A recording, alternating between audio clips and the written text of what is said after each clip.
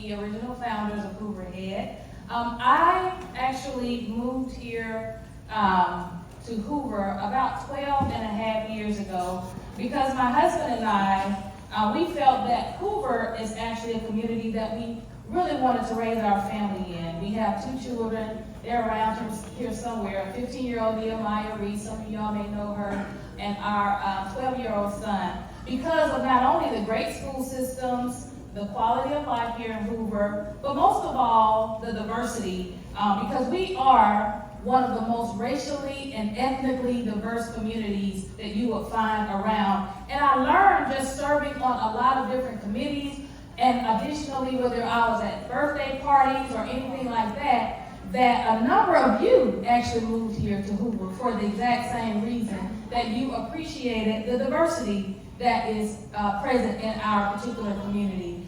But we know that over the years, I learned just even as I engaged in, especially the event that you talked about, Christian, with EJ, but that wasn't the only event. It was just other things that were happening that we understood that with great diversity, there is also a serious lack of understanding between the races and ethnic groups. So all you had to do was just go on social media, and it was just kind of a firestorm.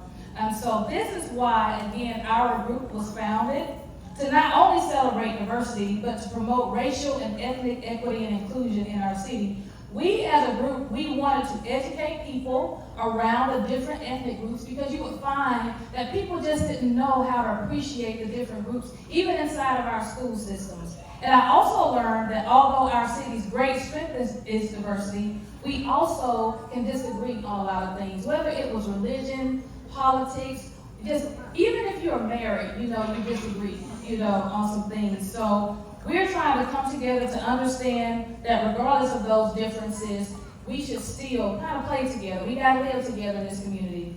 We also found that regardless of those differences, that we all have values that are the same, or at least most of us, because you have some people, they just will, roll. But we found that most people have these values in common, that they moved to Hoover because their families wanted to be in a community where people feel comfortable, where people feel safe, where they feel valued, seen, and understood. And so over the years, we worked together as a group just to put on events such as this to bring people together. We've had events such as Black History Month essay contests that have been presented amongst our students here in the school systems. We have put on book clubs to help foster community, just their little small groups that have been in our community. Juneteenth is one of them, and we also have over the years partnered with different ethnic groups just throughout the year to help celebrate and educate around their culture with events like Mela, a Hispanic Friends Festival called Fiesta. So we learned a lot just even in our ecosystem just about our neighbors. And although our mission and our scope of work is to promote racial and ethnic diversity, there are times when we find ourselves having to put on our advocacy hat. That when we see that there are marginalized groups that need their voices amplified, and when injustices and inequities occur, such as even, when our Jewish community wanted to get their menorah, to implement the menorah lighting. Additionally, we've lately learned about increased level of bullying, whether it's between the LGBTQIA community, just other ethnic groups as well,